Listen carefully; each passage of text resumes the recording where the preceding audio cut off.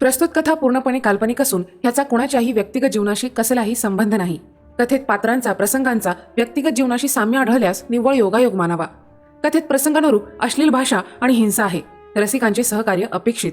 कथेचे लेखक हे कुठल्याही प्रकारच्या अंधश्रद्धेचे अनुमोदन करीत नाहीत किंवा अंधश्रद्धेला खतपाणी घालीत नाहीत. सदर कथा ही निव्वळ मनोरंजन म्हणून लिहिलेली आहे आणि रसिकांनी त्याकडे मनोरंजन म्हणूनच पाहावे. सिगरेट आणि दारू आरोग्यासाठी हानिकारक आहे. ह्याने कॅन्सर होतो. लेखक कुठल्याही प्रकारे ह्याचं अनुमोदन करीत नाहीत.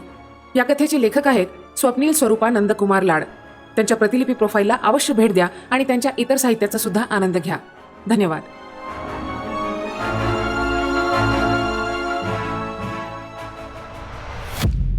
प्रस्तुत करीत आहोत चांद्रप्रभा कथेचा 12वा भाग, कवडसा.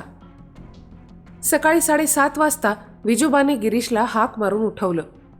दाद्या, अरे उठ, मागच्या हिरीला परत पाणी आलं या. बोलताना विजूबा बराच भंजाळलेला.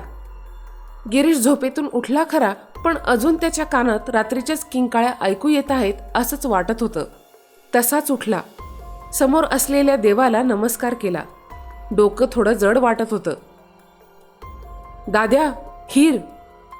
विजूबा, बघतो नंतर. त्याआधी एक आलं घालून कडक चहा बनवून दे. अजून आबा आले नसतील तर तिकडे आपटेही आले नसतील. त्याने थोडा विचार करून प्राजक्ताला फोन केला. Hello Prajakta, good morning. Girish, good morning. एवढ्या सकाळी सकाळी फोन? हो, कारण आहेच तसं. मला सांग, तुला ज्या किंकाळ्या ऐकू येतात त्या रात्रभर येतात की ठराविक वेळेत? ठराविक वेळेत म्हणजे रात्री 1:30, 2 ते 3 पर्यंत. कुठली नावं ऐकू येतात का? नाव तर ऐकू येत नाही, पण वाचवा असं ऐकू आलेलं एकदा. गुरुपौर्णिमेची पूजा तू करायचीस का? हो, बाबा जबरदस्ती करवून घ्यायचे. मलाही काल सेम किंकाळ्या ऐकू आल्या, अगदी भयानक. आणि विहिरीत? त्याने विहिरीतला सगळा प्रकार तिला सांगितला. आता मात्र तिला काय आहे हे थोडंफार लक्षात यायला लागलं होतं. ती पुढे काही बोलणार इतक्यात बाहेर गाडीचा हॉर्न ऐकू आला. तिने खिडकीतून बाहेर बघितलं तर तिचे वडील आणि गिरीशचे वडील घरात येत होते. मी ठेवते, वेळ मिळाला की मेसेज किंवा कॉल करेन. बाय, आबा आले. घाईघाईत तिने कॉल कट केला. खरं तर त्याला आता अमोकची जास्त गरज होती, पण तो कधी भेटेल आणि कुठे असेल याची जरासुद्धा कल्पना नव्हती. त्यामुळे आता पुढे काय हा मोठा प्रश्न होता. शिवाय ऑफिसलाही जाणं झालेलं नव्हतं. काम घरूनच करण्याशिवाय पर्याय नव्हता. बागचं नवीन ॲप पुढच्या आठवड्यात रोल आउट करण्यासाठी त्याची टीम सतत काही ना काही कारणासाठी कॉल करत होती. एकूणच पुण्यात असणं त्याच्यासाठी महत्त्वाचं होतं. आता आबा येतील, त्यांना भेटून 4 वाजता पुण्याला निघू असा एकूणच प्लॅन ठरवत होता. नाश्ता उरकून एक कॉल आटपून हा विहिरीच्या कट्ट्यावर विहिरीत पाय सोडून विहिरीतल्या पाण्याकडे बघत होता. जास्त वाकून बघू नको, आत पडशील गिऱ्या. मागून आवाज आला. आवाज ऐकल्यावर काळजाचा ठोका चुकला. त्याला ज्या आवाजाची अपेक्षा होती तोच आवाज. अमोघ होता, त्याच्या नेहमीच्या पोशाखात. रेब्यांचा ॲव्हिएटर, माथ्यावर मोठी रुद्राक्ष जटा, उजव्या हातात एक पितळेचा कमंडलू, डाव्या मनगटावर ॲपल आय वॉच, उजव्या मनगटात 2 रुद्राक्ष माळा, उजव्या दंडावर भस्म, त्यावर रुद्राक्ष माळा. पायात चक्क खडावा होत्या यावेळी आणि अंगात भगवा कुर्ता, पण अगदी वेगळा. दंडापासून बाया नव्हत्या. कपाळावर शिवगंध आणि शिवभस्म, चेहऱ्यावर तेच स्मित. त्याच्याकडे बघून गिरीशने जवळजवळ आपला चेहरा स्वतःच्या ओंजळीत झाकला. अक्षरशः रडवेला झाला गिरीश. काही वेळ तसाच गेला. कोणी काहीच बोललं नाही. मित्रा, मी जाणतो तुझं दुःख, तुझा त्रास, पण लवकरच यातून तुझी सुटका होईल. पण काही अविश्वसनीय अकल्पित गोष्टी तुला पचवाव्या लागणार आहेत. जे झालं, बघितलं, ऐकलं तो संपूर्ण सिनेमा समज. आता याचा क्लायमॅक्स बाकी आहे. उद्या गुरुवार पौर्णिमा. तुला तुझ्या सर्व प्रश्नांची उत्तरं मिळणार आहेत. जे बघशील आणि सांगितलं जाईल त्यावर विश्वास ठेव. मी असेनच आसपास. तुमच्या वाड्यात स्वच्छ सूर्यप्रकाशाचे कवडसे लवकरच पडतील. गिरीशने त्याच्यापुढे फक्त हात जोडले. चल, तुझ्या विजूबाला माझ्यासाठी एक कडक चहा करायला सांग. नको, नाही तर आपण बाहेरच घेऊ. तुझी ऑडी चालवायचा योग आज आलाय. तसं विजूबाला अजिबात खबर नव्हती अमोघ वाड्यातून आत आला आणि सरळ परसात गेला. वाड्यातून बाहेर पडताना पायातल्या खडावा काढून अमोघ देव्हाऱ्यात आला. काही वेळ तिथेच बसून काही मंत्र म्हटले. त्याच्याजवळ असलेली फुलं त्यानं देव्हाऱ्यात वाहिली. तो देवघरातून खाली उतरताना स्वयंपाकघरातून विजोबा बाहेर आला. गिरीश वाड्याच्या दारातच अमोघच्या पाठीशी उभा होता. दाद्या, अरे कुणाला बी काय घरात घेतोय? मालकासनी कळलं तर पायतन मारतील की मला.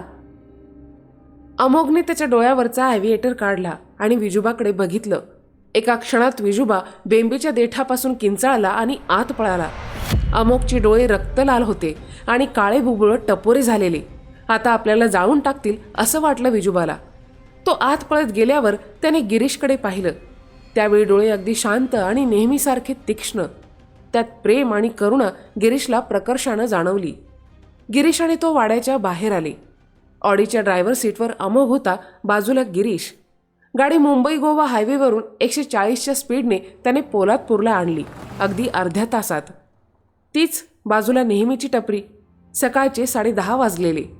अमोघला बघून टपरीवाला जरा बिचकलेला. नेहमीची सिगरेट काढून त्याने गिरीशच्या समोर ठेवली. दोघांनी कटिंग चहा घेतला, ग्लास कारच्या बोनेटवर ठेवले. तुला कसं कळतं सगळं? कसं समजतं? कोण आहेस तू नक्की अमोघ? नक्की कोण आहेस? मग अशी विजोबा का किंचाळून आत पळाला हे मी बघितलंय. हे कसं शक्य आहे? तू तर मागे होतास. तिकडे भिंतीवर एक आरसा आहे आबांचा. त्यात तुझा चेहरा स्पष्ट दिसला मला. हे बघ, आत्तापर्यंत तुला एवढं तरी कळलं असेल की मी तुला काही हर्ट करायला तुझ्याबरोबर नाही आहे. तुझ्या वाड्यात काही भयानक गोष्टी घडल्या आहेत, त्या तुला समजतीलच. तर मी कोण? मी आहे या सगळ्या घटनांना जोडणारा दुवा. मी बरोबर तुझ्या वया इतकाच आहे, पण हा दुवा जोडला गेला आहे तुझ्या आबांमुळं. त्यांना माहीत आहे मी कोण आहे, त्या विजोबालाही. मग सांग ना, कोण आहेस तू? का आहेस माझ्याबरोबर? वेळ प्रत्येक प्रश्नाचं उत्तर आहे. चल, मी निघतो. आता खाली शिवथरगळीतून बोलावणं आलं आहे. आणखीन एक, तुझं आयुष्य पूर्ण बदलणार आहे. विहिरीच्या तळघरात जे बघितलं आहेस ते सगळं तुझं आयुष्य बदलून टाकणार आहे. चल, निघतो मी. आणि सिगरेट ओढणं आरोग्यास आणि मनासही अपायकारक आहे. तोपर्यंत गिरीशने दुसरी सिगारेट लाईट करूनही टाकली. खेडला परत पोहोचता पोहोचता दुपार झालेली. त्याचे आबा नुकतेच वेंगुर्ल्याहून आलेले. वाड्याच्या आतल्या ओसरीवरच्या झोपाळ्यावर फ्रेश होऊन बसलेले. चला मालक, छोटे मालक बी आलं. आता दोघं संकटात जेवा. पानं लावली आहेत, आज स्वयंपाकघरात चला. विजोबा अगदी अद्भुत होता. गिरीशकडे जरा बावरूनच बघितलं त्यानं. दोघं शांत जेवले. आबा, मी निघेन थोड्या वेळाने. पुण्याला ऑफिसमध्ये महत्वाची कामं आहेत. परवा जा आता. उद्या गुरुपौर्णिमा आहे, तुला पूजा करायची आहे. पण आबा, ते मला काही माहीत नाही. मी सांगितलं आहे ते ऐकायचं. आणि उद्या आपटे येतील. प्राजक्ता आणि तू दोघांनी मिळून पूजा करायची. काय? गिरीशचा आवाज चढलेला. एक वेळा आबांनी त्याच्याकडे बघितलं तसा हात धुवून गिरीश बाहेर आला. मालक, तो गोसावी. त्याचा बंदोबस्त होईल 2 दिवसात. हात धुवून आराम करायला आबा त्यांच्या खोलीत आले. मागोमाग गिरीशही त्यांच्या खोलीत आला. पलंगासमोर त्याच लाकडी सोफ्यावर बसला. जमिनीचा सौदा झाला बरं का, 1.5 कोटी रुपये. आबा, हा वाडा पाडून नवीन मोठा बंगला बांधायचा का? काय काय म्हणतोयस तू? हा वाडा आपल्या पूर्वजांचा आहे. तुझ्या आईच्या वास्तव्याचे भाग्य लाभलेला नाही. अजिबात नाही. हे असले विचार आणि प्रश्न यापुढे माझ्या पुढे काढशील तर याद राख. बोलताना आबांचा आवाज चढलेला. एक ठसक्याची उबळ आली तसा विजोबा ती ऐकून खोलीत आला. हातात पाण्याने भरलेला तांब्या आणि भांड. आबा पाणी पितच होते तेवढ्यात गिरीश जागेवरून उठला आणि काही कळायच्या आत सोफा बाजूला सरकवून त्याने त्याखाली असलेलं जाजमही काढलं. तळघराचा दरवाजा आता स्पष्ट दिसत होता. हे काय आहे आबा? कसला आहे हा दरवाजा? आणि इतक्या वर्षात मला का माहीत नाही हा? एवढं पाणी पिऊनही आबांच्या घशाला कोरड पडलेली. त्यांनी एकदा रागानं विजोबाकडे पाहिलं. आबा, खरं काय आहे ते सांगा. परत भांड्यातलं पाणी पिता पिता आबांना जोरदार ठसका लागला. अगदी आता काळीज बाहेर येईल असं वाटणारा ठसका. आणि काही कळायच्या आधीच अचानक आबा खाली कोसळले पलंगावरच.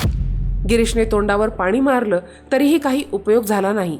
त्याने आबांच्या डॉक्टरांना फोन करून तातडीने यायला सांगितलं. त्याचं नशीब डॉक्टर जवळच होते वाड्याच्या. काही मिनिटात ते वाड्यावर पोहोचले. वरवर तपासून त्यांनी तातडीनं एक इंजेक्शन आबांना दिलं. मी मागेच सांगितलं होतं, यांच्या लवकरात लवकर पुण्याला किंवा रत्नागिरीला जाऊन इतर तपासण्या करायला हव्यात. मी निघतोच आहे पुण्याला. यांनाही बरोबर नेतो. मला काय काय टेस्ट करायचे आहे तेवढं सांगा. थोड्याच वेळात आबांना शुद्ध आली. विजूबाला सोबत घेऊन आबांना गाडीत बसवलं. सोबत विजूबालाही घेतलं आणि रस्त्यात कुठेही न थांबता डायरेक्ट पुण्यातल्या फ्लॅटवर. बाईला फोन करून सगळं सांगून ठेवलेलं, म्हणजे जेवायचं वगैरे. दुपारी 3 वाजता निघालेले रात्री 8:30 वाजता पुण्यात पोहोचले. जेवून आबांना झोपवलं.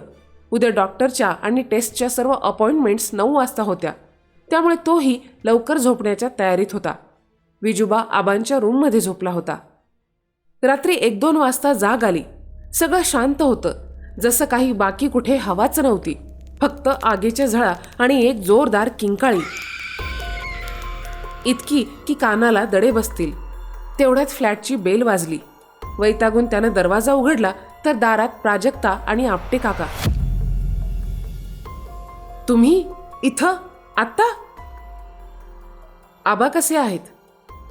ठीक आहेत, आज झोपले आहेत. हातपाय धुवून आपटे काका आबांच्याच रूममध्ये येऊन झोपले. प्राजक्ता गिरीशच्या खोलीत आणि गिरीश बाहेर हॉलमध्ये झोपायला आला. गिरीश, शकुंतला माझी आई, आज तिची खूप आठवण येत आहे. कधी बघितलं नाही मी तिला, पण आज हवी होती ती. एवढं बोलून ती आत गेली. जाताना तिच्या पाठीवर पडलेले लाल काळे निळे वळ त्याला स्पष्ट दिसले. तो तसा सोफ्यावर पडला. झोप कधी येईल काय माहीत नव्हतं. असंही त्याला ऐकू येणारी किंकाळी त्याला झोपू देईल असं वाटत नव्हतं. ऐकत रहा चांद्रप्रभा, एक भयकथा.